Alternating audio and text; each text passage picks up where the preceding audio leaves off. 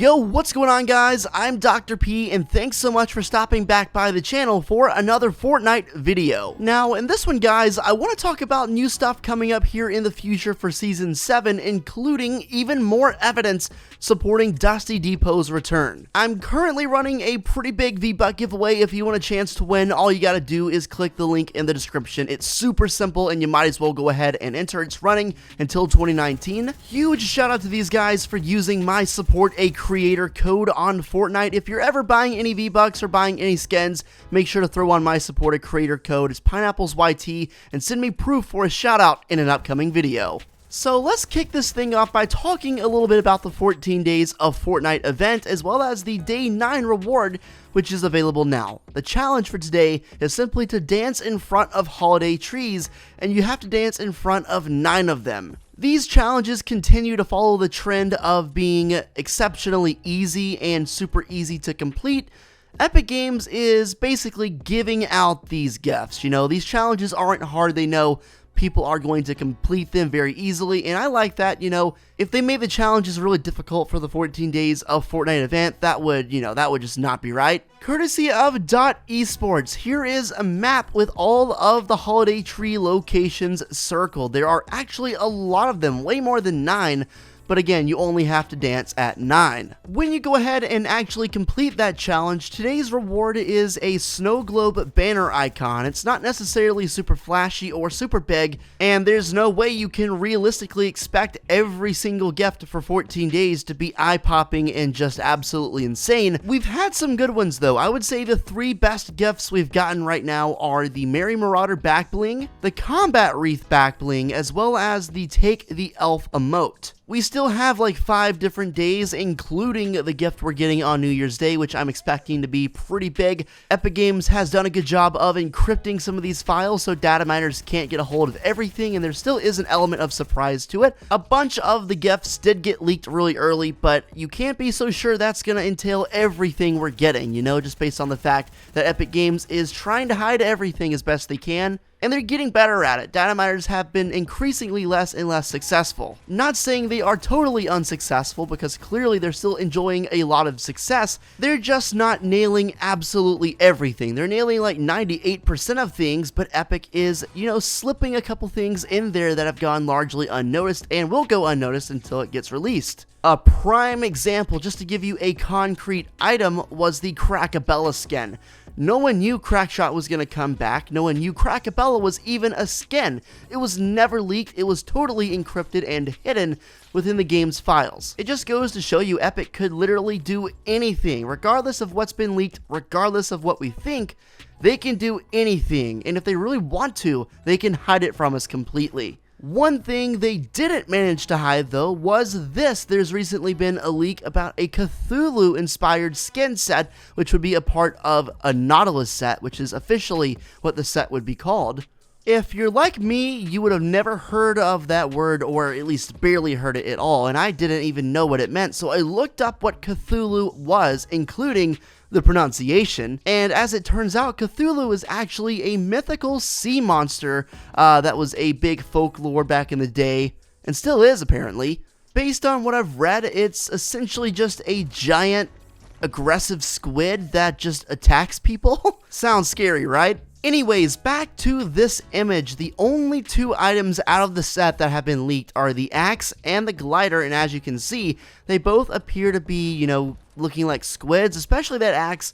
It looks kind of like a squid in a certain way, but I'm not sure if the skin itself is encrypted as to protect it from data miners and getting leaked early, or if simply they couldn't find it and it's going to get added to the game's coding at a later date and come out at that point. Yesterday, Fortnite actually came out with a really weird fish skin, and that's what you're seeing on screen right now in the gameplay. It's called Fish Stick. His elbows are non-existent. He looks like he's carrying multiple Doritos in his pocket. Like, what is up with his pockets, man?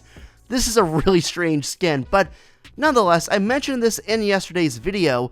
Them adding these aquatic skins and aquatic items to the item shop Is that backing up the flood theory that we have? And if you don't know what I'm talking about when all the ice melts from the iceberg. It's gotta go somewhere, and a popular theory amongst the community is there's going to be a flood and maybe even open up an underwater or aquatic themed Season 8. It definitely doesn't hurt our case that they added this fish skin yesterday and now a squid skin gets leaked. Not even just a squid, literally a sea monster squid, like a giant, just badass squid. So I'm really excited to see if that actually happens, if they're actually trying to hint at something. A super interesting point though is in the Season 7 Battle Pass, they may have been hinting at this Cthulhu / squid monster skin for a long time.